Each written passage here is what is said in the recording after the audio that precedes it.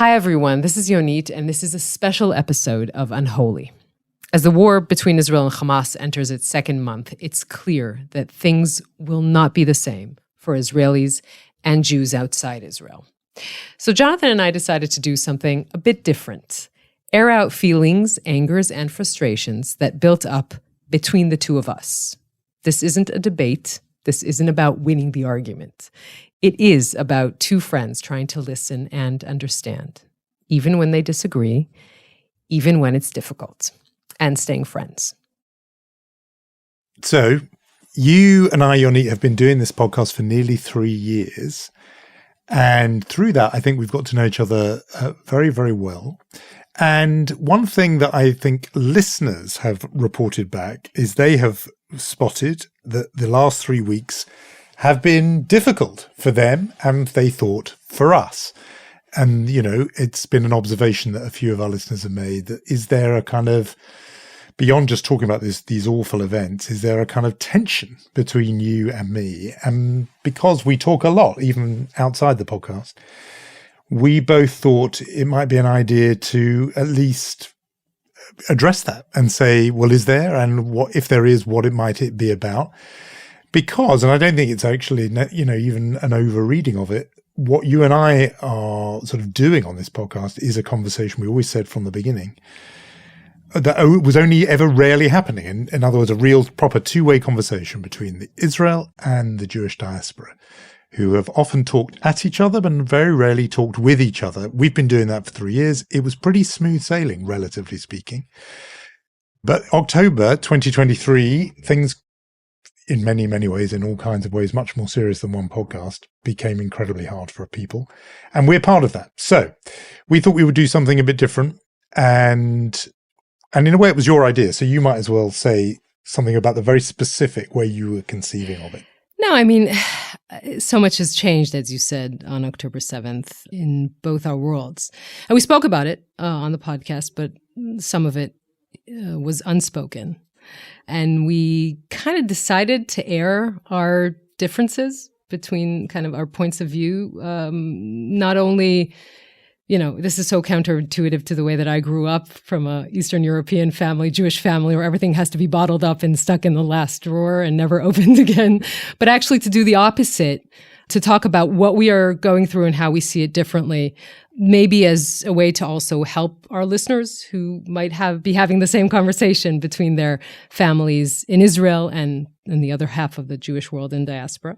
So I think we're calling it war therapy or wartime therapy. And this is a complete experiment for us.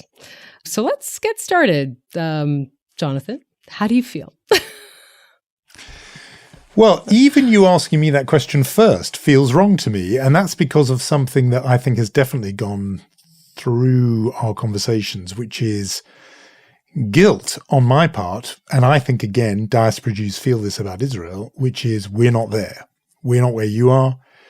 We weren't mortally struck on the 7th of October.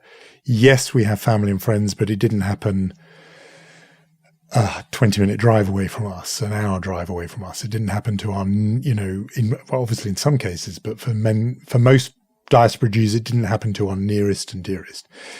So that immediately creates a kind of guilt feeling. And when we took listeners' questions, there was one incredibly moving one from a 16-year-old who called in saying she herself felt a kind of survivor guilt.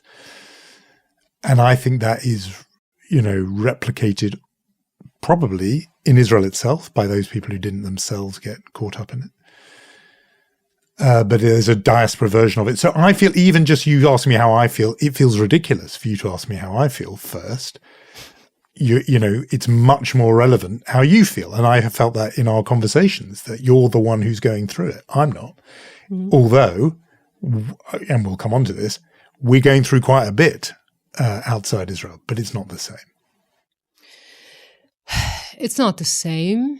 I think it's two halves of the same story. It's interesting to me how when this all started, the WhatsApp messages were from your side to me, And then after a few days, I think it was a week, maybe a little bit more, where I suddenly said, wait a minute, how are you guys doing? Because suddenly that became the story of what are we seeing in diaspora against Jews there. We talked about this a little bit on the podcast we did, about how Jews feel unsafe.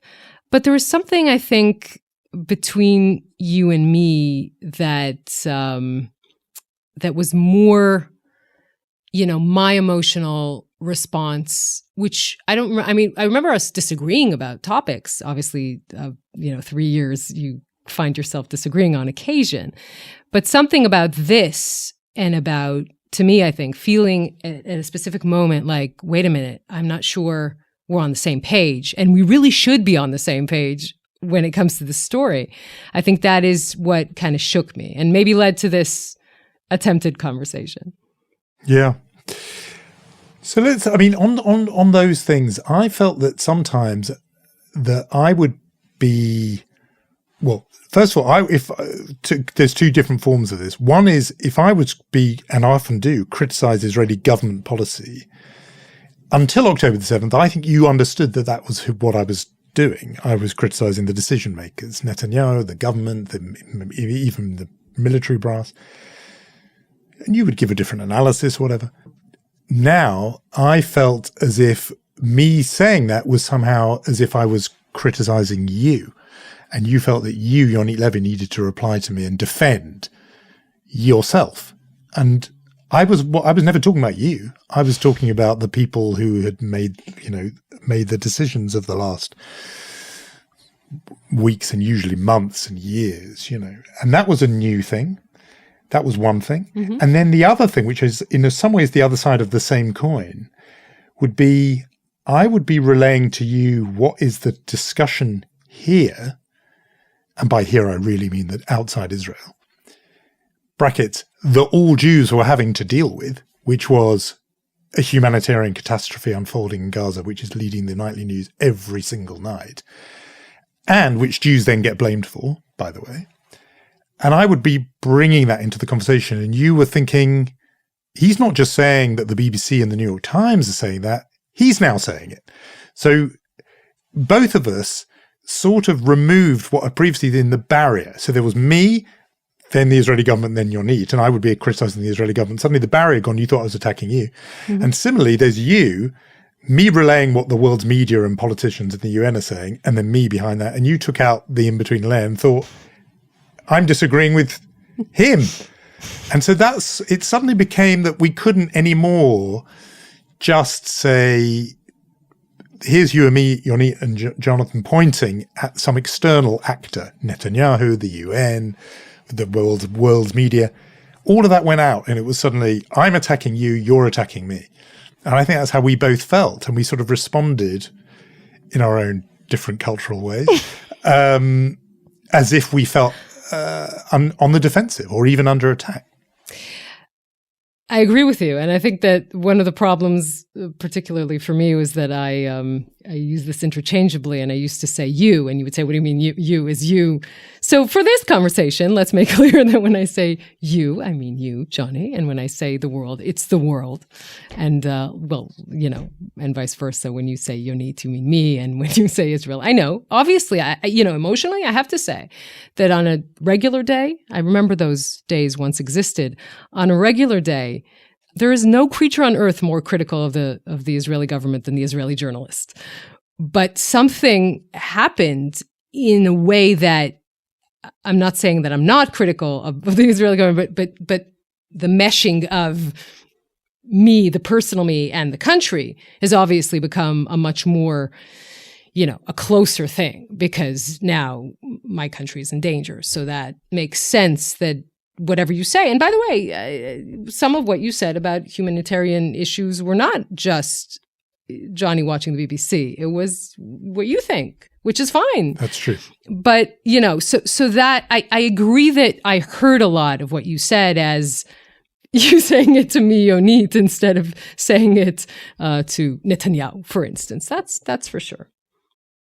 And it's interesting you go with the humanitarian point, because it's true. That isn't just me saying, look, the world's media are saying X. Mm-hmm. I myself am feeling it. To this day, and I've asked lots of people, not just you, I still haven't had anyone explain to me a good, from Israel's own point of view, strategic, military, public diplomacy, for their own reasons, a good reason why the humanitarian blockade had to be enforced the way it's been enforced. I still just don't really get it. I know the arguments, we've had them on the podcast about, Hamas have got fuel, so you don't need to give them more fuel. I still just think I'll say the politics point, then the personal point. I do not know why you would do that when part of this war is about winning over global hearts and minds.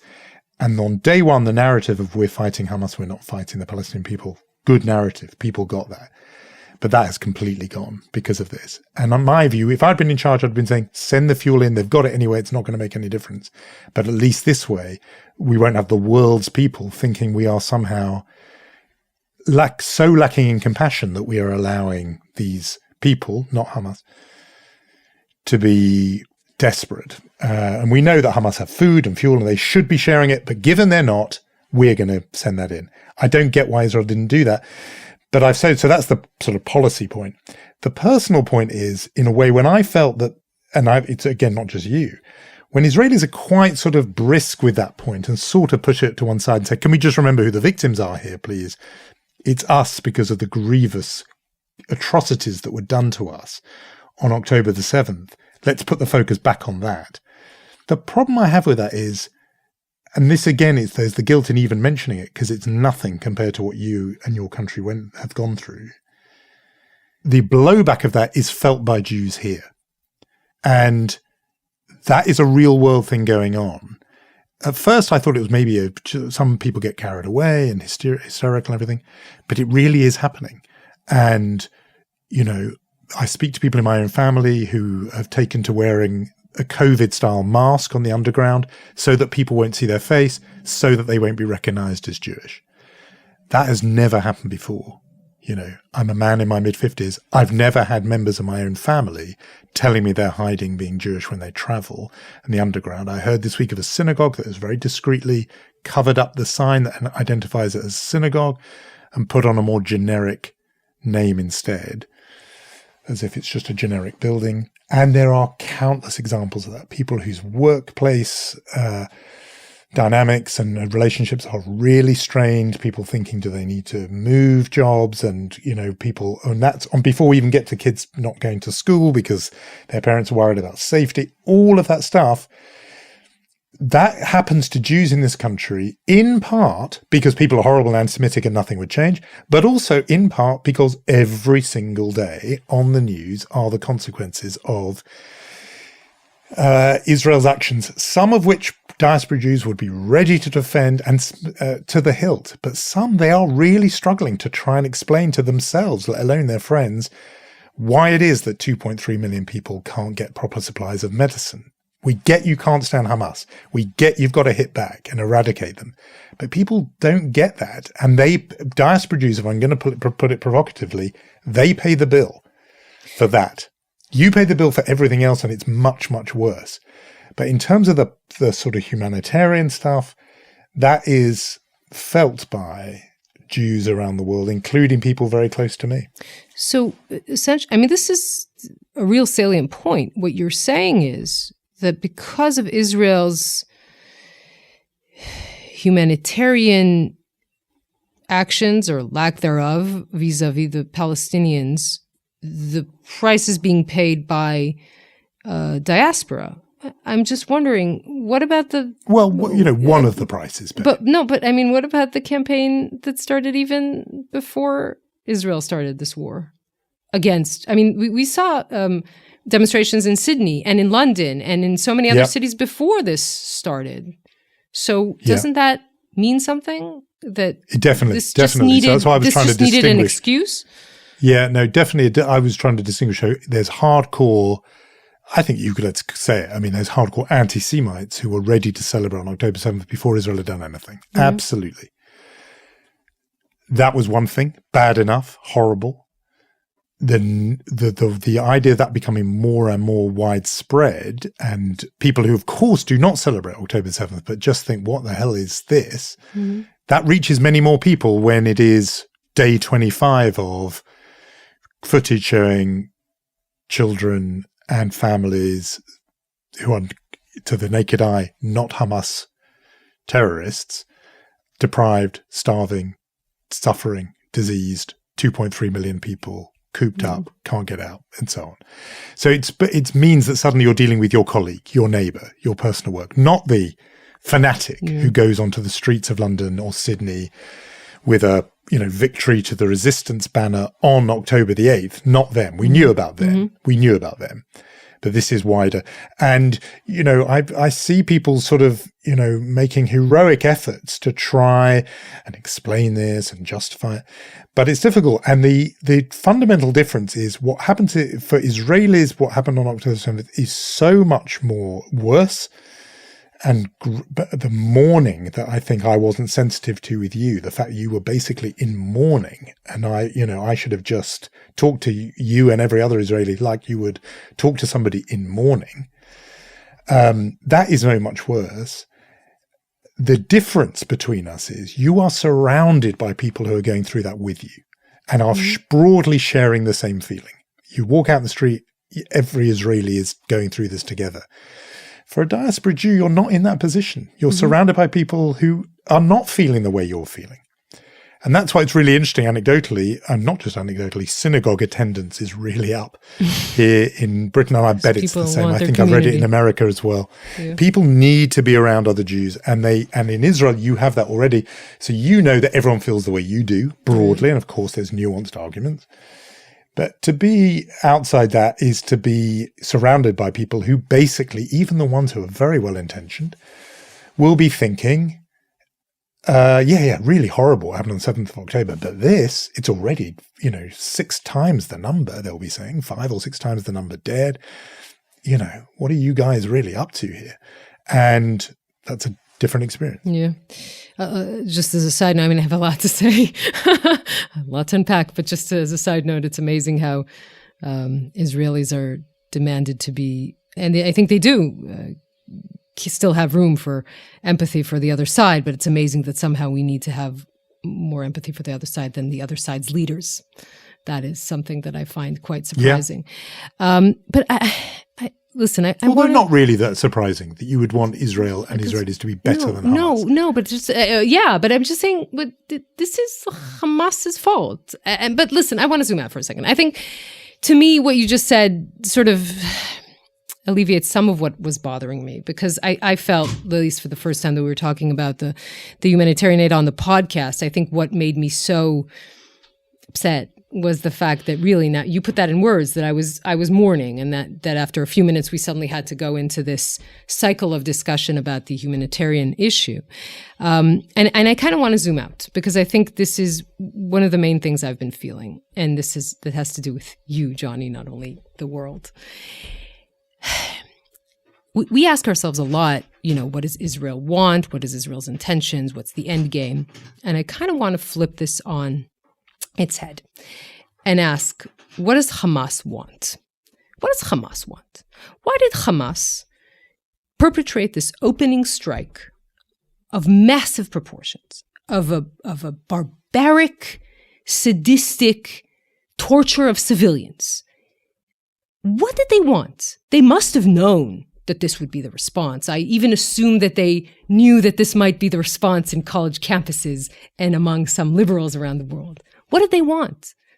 The answer, said by one of Hamas's, even political wing leaders, Ghazi Hamid, was, we want to annihilate Israel. That's the answer. Why am I saying this? Because they met with Hezbollah leaders a month ago. This all looks like a planned attempt to annihilate Israel. I'm not speaking in hyperboles. I'm not an hysteric person. You know me for a while. But this is what they want. This is much bigger than this cycle of violence. Again, I hear a lot of this discussion in the United States. We have to prevent another cycle. This is not another cycle of violence. This is war. And we Israelis, using the royal we here, are in the most precarious position, I think we can agree on this, that we've been in the last 50 years. Yeah. In my living memory, for sure. And I feel like when you and I have this discussion about the trickling of the trucks in the Rafah crossing, if there's 10 trucks or 100 trucks or 20 trucks or 30 trucks, we are missing the point. The point is that everyone from Hillary Clinton to Blinken to Biden, not exactly hawkish Republicans, are all saying, you need to eradicate Hamas. Get rid of these guys. But the discussion about the humanitarian issue means that there is a stopwatch saying, okay, well, come on. Could you finish it? We can't finish it. Al-Qaeda took years to eradicate. So did Daesh. What do you mean finish it? And I kind of feel, and this is now tying back to our relationship and conversation, I think more conversation than relationship here in this case, that if we were in the same room and I could, put my hands on your shoulder, you're much taller than me, so we'd have to do the sitting down, and I could shake you a little bit and say to you, Johnny, the world has changed. We are not in this discussion. I get that the BBC showed pictures of humanitarian. We are not in this discussion of this terminology of humanitarian. We're not here. We are in a huge, really quasi-existential war. And I just feel like when I read, I'm going to places that we might not want to go to. But when I read your column, and it's always beautifully written, right? I mean, it's never not beautifully written. It's a Jonathan Friedland column. But when it talks about the tragedy of both sides, which isn't wrong, it's just not the whole story. And I keep having this feeling like, I don't know if I'm explaining this correctly, but that you sympathize with me and you feel some of it, obviously, some of the blowback. But I don't know if you truly get it. I just, that is what bothers me. I just don't know. Yeah. Well, you have gone there. And that's good that you've done that. You mean good in the British sense, right? That you don't like that I went there. Well, so you may partly. I think that I understand what you're saying completely. And to me, it is clear that Hamas wants to eradicate Israel. I think part of its method, by the way, is to get Israel to come into Gaza and do what it's doing now. I think it's part of the method. To delegitimize Israel in the eyes of the world is part of the game plan for them. But I agree that it's an ISIS-style threat. Completely agree with that. And that you cannot have Hamas being a fighting force any longer capable of doing what they did on October the 7th. Totally agree. Once again, though, I do not understand why, as part of that effort, you have to have a 10-year-old in Khan Yunis deprived of medicine. I just don't get why that is part of that fight. And not only that, I've really been struck by this.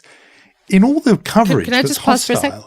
Can I pause for a second and just say that okay. The 10-year-old in Khan Yunis, which I feel for, had the IDF tell them to move south. I wish. No, I'm just saying. I wish that the 10-year-old in Israel had that same warning. I really wish. Of course. Okay. Because we, Israel wants to be judged and be on a different moral plane from the cruelest, most sadistic butchers that, we've seen not ever in human history, but right up there. So, of course, Israel is not on to be judged on that plane and doesn't want to be judged on that plane. It's different. It's a state actor, right? It's acting differently.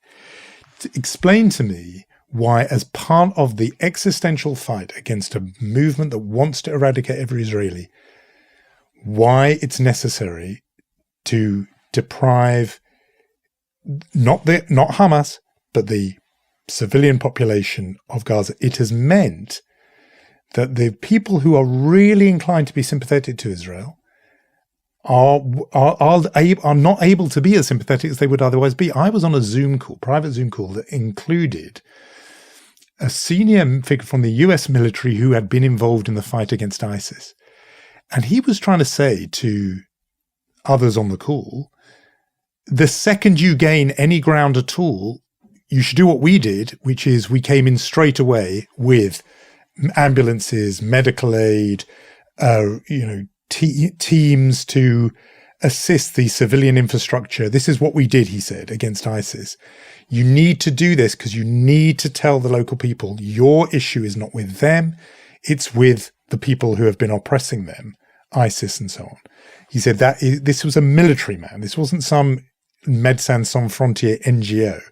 So when you want to grab me by the shoulders, I get that, but I think you think I don't get the war on Hamas, and I do. I want to see Hamas destroyed. I really do get that. I just don't see why Israel is currently at war with the people of Gaza, because that's what it looks like. And that's the bit where I think it's in that daylight between Hamas on the one and Gaza the other that you and I have found ourselves going in different ways, because I'm much more with you than perhaps you realize on the one, but I cannot see the logic of the other. Just can't see it. Golda Meir had this line that's been quoted a few times this week. It's like, if we had to choose between being dead and pitied and being alive with a bad image, we'd rather be alive and have the bad image. This week, since October 7th, we've also discovered it doesn't matter if we're dead, we're not pitied anyway. So the dilemma becomes much more clear. It's not really a dilemma. Look, there are serious people in Israel, serious people who used to belong to the defense echelon, who think that the fact that there are 240 hostages held by Hamas, abducted and held by Hamas, including 30 children, the youngest of which being 90 months old, none of them, after 26 days, have seen the Red Cross. No one knows, actually, no one has a list of the names, and no one knows what their situation is. That alone could have been an excuse for Israel to say, nothing's coming in. Nothing's coming in until you give us the list of these people and you tell us how they're doing. There are serious people who think that. There are people in this country who say, until you give us back our hostages, nothing. Now, of course, the logic, on the other hand, is you are not at war with the people of Gaza. You're at war with Hamas. I think we can discuss how much, we're not going to do it here in this therapy session, but how much the support is. But of course, we're not in war with the people. And because of that, Israel decided to basically cut the Gaza Strip in half and say, south to this point, people will go, they will have safe zones, they will have food, they will have water, they will have, they will have everything they need. And it's in Israel's interest for them to go there. That's why they have everything they need. They don't have everything they need in the south. Okay. They don't. Okay. I mean, that's a good thing. If that was the promise, that would have been good, but that has not happened. You can agree with me that this could take a little bit of time, just for the sense of the fact that Israel is not putting in trucks through the Rafah crossing in Egypt without checking these trucks. Because obviously everything is taken by Hamas. And because Hamas does have all of this for its people, but it's not doing it. And you just heard Musa Abu Marzouk, again, one of the heads of Hamas, saying on television, when asked, tell me something, sir, why did you build only tunnels for your Hamas people, but never built one bomb shelter for your own population? He said, for us, we're being attacked. The population could be looked after by the UN. Okay? Yeah. So this is the situation we are in. And I think that again, I understand that the media is focused on this, but you are also focused on this. But I also think that we somehow need to zoom out a little bit from this. I understand nothing else is being said or seen, but this is important for Israel too. I think Israel should be judged by what it does and not by what it says, because particularly in the first days of the war, this whole country was in shock, and understandably. But again, what we agree on, I think, is that if you arrive at a situation where the people in the southern part of Gaza, and of course I'm never hearing the word Egypt here in any way, right? No one is ever saying, hey, how about Egypt chip in, help a little bit? But this could be helpful. Now, I sort of want to move our conversation to another dangerous place. May I? Yeah, before you do, Okay. I just want to say two things because you mentioned the column as well. The point is that there's a fundamental, I think, misconception, which is just, I find so hard, which is, to me, the idea of exerting pressure on the people as a means of exerting pressure on Hamas is to fundamentally misunderstand Hamas, who want their own people to suffer. Right, but And Israel's it's not important doing I that. say this. Important I say this because I think there's an attempt, you would like to cast me as somehow naive about these things. And as if that I think that Hamas is some, that I've got some sort of kumbaya view of this enemy, which I really don't. I understand how evil and ruthless they are, to the point where they want their own people to die and suffer on screen. It works for them. It doesn't exert pressure. If you want the hostages out, making 2.3 million people suffer doesn't help. It makes Hamas happier, not sadder. So it is so wrong-headed. And we're people who are bound up with Israel and care deeply about it, are watching week after week of Israel embarking on a course that only makes Hamas stronger. We're not doing it because we want to, win the Nobel Peace Prize and everyone should love each other. It's we want to see Hamas defeated. And at the moment, Israel's doing something which actually helps them. And it helps them by making them look as if they are an injured party here. But it also helps them because their own people suffering is useful for them. It never makes them bend. And that's partly for the reason you said, which is they're protected. They're sitting there in their tunnels with their food supplies and their fuel. They're feeling none of this. So that's one thing. The other point on you said about the column, about the two, a tragic collision of two just causes. In case people haven't read it, which is probably most people listening to this, it wasn't saying the Hamas cause, God forbid. It was saying the cause of Palestinians, the cause of Jews in the land of the land of Israel in historic Palestine have collided. And it is a tragic thing that these two peoples are colliding there. I was saying that there in The Guardian because right now, if you're not careful, the runaway view that is growing and building, and we talked about it in other parts of the podcast, is that Israel is some alien, foreign, imperialist, colonialist, artificial country that has been implanted in the Middle East, probably by the British, and therefore the best way this gets resolved is if it just quietly exits the stage. That view is gaining respectability in all kinds of places, which it falls on people, who have a public platform, if they have one, like me, to push back on that and say, no, that's not true. So in a headline like that, where I'm saying there's two just causes, you're hearing what? He's saying, give credence to the other side. On the contrary, the reader's thinking, what? There's some justice on the Israeli side? I never thought of that. That's the difference between the environment we're both in. Right. I'm having to speak to people whose starting assumptions are 100% opposite to your starting assumptions. That makes a really, really big difference into the two sort of environments you and I are both in. I completely agree. And I think that is a case in point of course, what we're talking about. I am sure. Look, I've been reading you for years. I know what it looks like when you are trying to say, or let's say, what you need to write in order to say what you want to say. I appreciate parts of that article. And of course, to me, in the middle of a war, to read the tragedy of the Israeli-Palestinian conflict is the clash of two just causes is difficult. From the other side of what you completely accurately said, from the other side of what the, let's say, average Guardian reader would be upset about. I know. But this is where I'm seeing it from. And it leads me to talk about blame. Because you said it before in this conversation, and you said that the blowback that the Jewish community feels is essentially connected to the humanitarian situation in Gaza. What I discern from that is that if Israel had been smarter or acted more, compassion or anything, then the community outside Israel would not be suffering. Can I put that aside for a sec? Yeah. And then add something else into that mix. This is becoming a very volatile. It's like Mentos and cola. I think that maybe you think that if there was no occupation, this would never have happened. Am I right about that? No, not. I mean, that's where.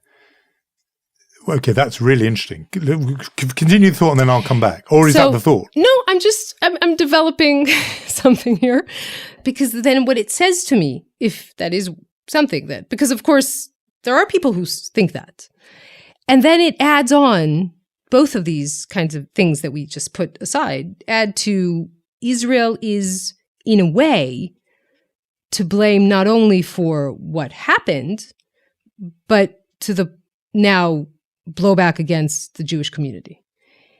And if some part of you feels that, then I think we should talk about that. Like, that's what I mean by what I see. Say.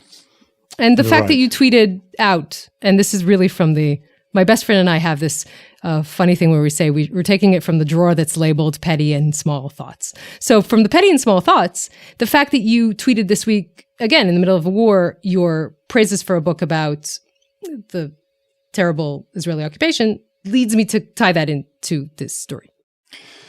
I mean, the review of that book is unfortunate timing. This is a review I wrote of Nathan Thrall's book, A Day in the Life of Abed Salama, which is about the West Bank, and it's about an episode in 2012. It's unfortunate timing for him and his book that it's come out now, because it's going to be viewed entirely through this lens.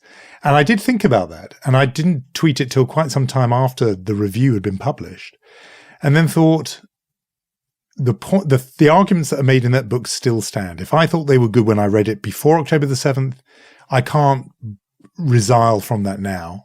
The facts it describes were facts when I read the book, and even though the environment is different now, I felt I had to stand by that.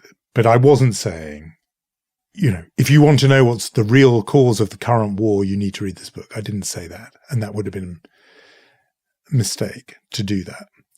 It was about something quite discrete in the sense of ETE. I say that for our English speakers who aren't as skilled in the language as you, is a separate thing, I think. To your quite bigger question, though, of your sense that I think this wouldn't have happened had it not been for occupation.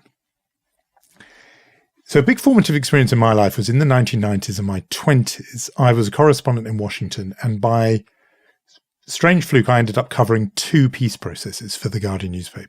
One was the Northern Ireland peace process, which ran through Washington and ran through Bill Clinton's White House. And the other was the then Oslo process, which after Norway ran through Washington and Bill Clinton's White House. And I covered both. And the Lewinsky affair, if the years are correct, right? But that was 98. I'd already gone back. Okay, just trying to lighten the mood here. Okay. Yeah, I came back for that a bit. That was good fun. Seemed so serious at the time, though. I covered those two peace processes. One worked, one didn't. In both cases, there were people who were wholly committed to the destruction, the even murderous destruction of the other side. And what happened in the case of Northern Ireland, which was the one that worked, is those people, they always existed, crazy people, psychopathic killers, they got smaller and smaller and smaller. They became more and more marginal. They shrank to the edges in terms of who they could recruit from, who would ever listen to them. They still exist, those groups. They killed a journalist not, 2-3 years ago. They still exist, but the waters in which they swam were drained over a period of years. During that peace process, confidence building measures, each side making the other side look good in the eyes of their people by extracting concessions that the other side needed and wanted, never undermining each other, and showing to the other side, you know what, this actually works. And you can get a life from this. You've given up, each side had to give up things, but at the end of it, the people of crazy hatred were rendered small and irrelevant. Mm-hmm. And I don't just blame Israel for this, but let's say the Camp David Peace Summit had actually resulted in a deal. And we know it didn't. You don't just blame Israel for it? I think there's a lot of blame to go around, and Arafat probably bears the greatest blame for that. But it didn't, we can relitigate that. It's a whole other topic. In terms of, arriving unprepared for Camp David, doing too soon, settlements expanding from 93 to 2000, we can do all that. The point is, it didn't bear fruit. And the 25 years we have witnessed since have made the people who are on the peacemaking side shrink and look small and failed and feeble by every policy move that's happened. And the people who say you can never make peace with them and eradication and genocide and we must kill all the Jews have been able to thrive and prosper because they've been able to say, look at what's going on.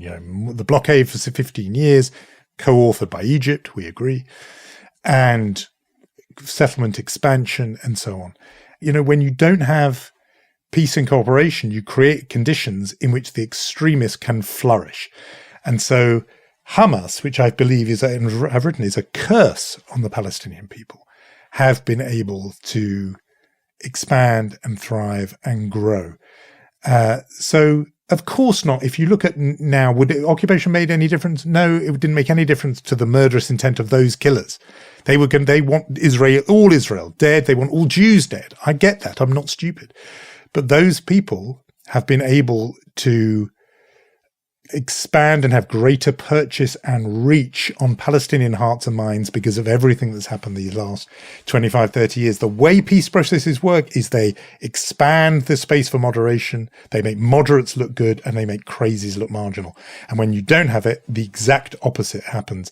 But last thing, on your point about do I think occupation would have made any difference, the reason why the last 3 weeks have been really difficult for people like me is that outside the country, let's not talk about Hamas, that horrible realization that actually to a lot of people, there isn't any distinction. And the residents of Kibbutz Be'eri are, in their view, as illegitimate as they've always been saying they feel about settlers and settlements on the West Bank. And so that realization that actually, their beef is not just with the occupation, it's with the entire thing. That has been a horrible realization. Again, I think it's not a position that people would have gone to if what had happened in Northern Ireland in 98 had happened in Israel-Palestine in 1998. There are two things I want to just add to the analysis of peace versus murderous intent, which is Hamas always hit Israel when things grew closer to peace. 100%. And it doesn't do this because of the occupation. It does it when it thinks the occupation might end. This is what they do. This is what they did in the 90s. 100%. This is what they did after Camp David. This is what they did after the disengagement. This is what they're doing now when they saw the prospect of a peace with Saudis and that was supposed to actually benefit the Palestinian people. This is what they do every time. And I mean, first of all, I'm sort of glad to hear what you said because I had this lingering question in my mind and I sort of didn't know how to ask it in a way that doesn't sound Israeli. And of course I did ask it in a way that sounds Israeli, which is okay. But which was what was that? No, the way when I asked him about occupation, I just had to ask it. So I asked it. That's what I did.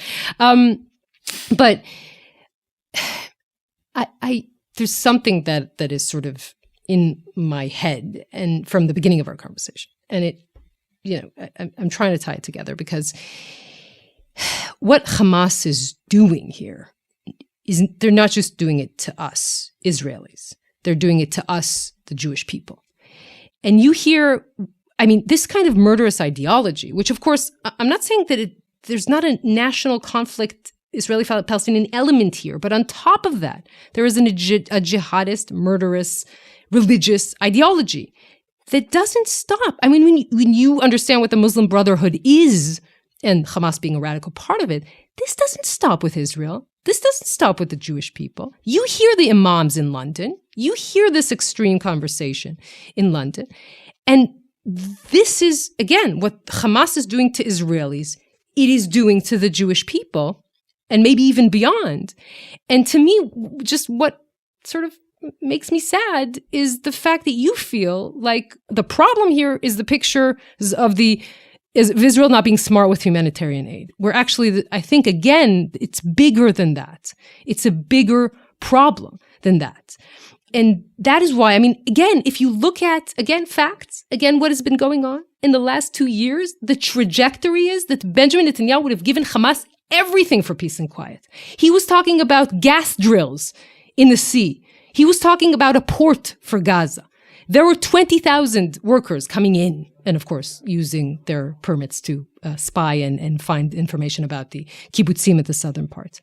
This is where Israel wanted to go. And Hamas decided. So I don't know if it's a good. No, I don't know. I guess it's not. You don't think it's a good claim. No, I think what you've just said. Saying that but what you've just said actually, I think, makes my point.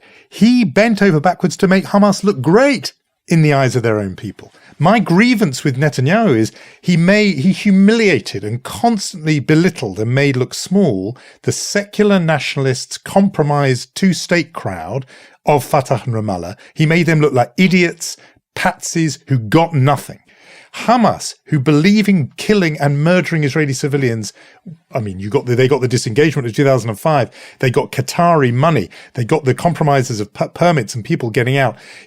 And there is that devastating quote from 2019, never denied, from Netanyahu to Likud party officials, in which he says, if you want to stop a Palestinian state, build up Hamas. You've got to want Hamas if you want there to never be a Palestinian state. This, to me, is not just a tragic error. It's a criminal error by him.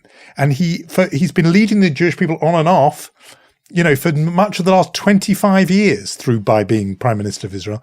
And he made this catastrophic, historic error, and my worry is that the people who were ready to do a deal, and we know that Arafat in the end was not ready to sign on, and that is their tragic error. But in terms of our tragic error, there was maybe just this one generation of secular Palestinian nationalists who, you and me, we've had conversations with many of those people going back many decades. They were in the compromise business. We can talk about how they got there. They had given up on armed struggle. They had made their peace with having 22% of historic Palestine. The Israeli and Jewish response should have been, now, thank God, let's get them to sign and shake hands, do this deal now for our sake. What year? I'm talking about an era. I mean, they made the Algiers Declaration, in which they accept the six borders in 1988. Sure, it went but right then when through. Rabin wanted that deal, and then of course, we know how this went. Hamas exploded, sabotaged this every single time at every junction. I know, but there are always people like that. That happened in the Northern Ireland case. The real IRA were blowing up people in Omagh. I covered it. I was there in 1998. Yeah, I remember that story, but it was 1,500 people or a little bit less? No, it wasn't. But there are always, Northern Ireland never reached the stage of bloodshed that has happened in Israel-Palestine. So I know it's not the same. But the point is there were always people who want to wreck it, but you have to stay firm against the wreckers and say, reach out to the person who wants to do the deal with you. And in this case, there were the secular nationalists. I'm going beyond just individuals, talking about a period in history. That line that is always quoted, Abba Iban, the Palestinians never miss an opportunity to miss an opportunity. I grieve at the fact that I think Israel and the Jewish people missed those opportunities. And it was a window that opened. It happened when I was 21 years old in 1988, and it closed in the last few years, I fear. And instead, we thought, let's make the crazies look great in the eyes of their own people. And so the genocidal, murderous fanatics of Hamas were rewarded and pumped up and up and up. And the people who are actually ready to shake hands on a deal weren't. And that's because in the end, I think, and it's there in those, the quotes from Netanyahu and others, it's almost like something out of a Bible story of the sort of idol worship of the settlements and thinking that we will lose them if we have to concede to a Palestinian state. We want those. We want it all. And in wanting it all, we've lost the chance perhaps to have anything in peace. And that really grieves me. I worry that they'll, I look at my children and wonder if their children will even know a kind of the state of Israel, whether it will exist. I mean, this is the kinds of thoughts that are in our minds. And there was a fork in the road and we took the wrong path. Right. Do you not think that we were pushed to the wrong path by the other side. Of course, you're pushed, and you have to know to not allow yourself to be pushed. But I think you inevitably should. I think that look at your own side. I think I expect the Palestinian journalists and writers to be, and they do, castigate the failures of Arafat. And I saw a lot of Palestinian demonstrations against Hamas, like the Jewish demonstration standing in Grand Central and demonstrating against Israel. That is, guys, just sit with your "I love Yichis and Wal" t-shirt at home if you can. Just don't bother me. That's okay. Listen, we've been talking for an hour. We knew it would be long, didn't we? How do we feel about this conversation? Johnny, please tell me. Well, it's good that we've had it, but it's just what did I feel about it? I felt we got close to what's actually going on between us a couple of times with you when you asked me the question about occupation, and the back and forth about humanitarian aid isn't really the main thing. It's the thing that's underneath it, which is, maybe it is this thing about blame. Maybe that is the sort of heart of the matter underneath it. It's my fault because I took you down this road. But my point at the beginning of saying you got to get this as a war, part of it is not to focus on what has been going on for the past 20 or 30 or 40 years and know that what is happening now is a singular event. But, I'm to blame. I took you down this road. So not only of the war therapy thing, but just generally history of the Israeli-Palestinian conflict. Am I more annoyed with you now than before? I don't know. Are you more annoyed with me now? I think a little bit. Actually, less. Less for me, but I think right at the very end there, you got more annoyed with me than you were before. No, I'm actually less annoyed. I feel like I've aired. This is what I sound like when I'm less annoyed. I know it's surprising. I feel like I've aired some of what I felt, and actually a lot of what I felt. And in a weird way, I'm glad that we talked. In a weird way. I like that. I think it's good we talked as well. And like you said, it's not going away. We're going to have to do this again, probably. And that is it for this extra episode. We recorded it last week. A lot has happened since then. Most obviously, the death toll has got bigger. We'll be back with our regular episode on Friday. See you then.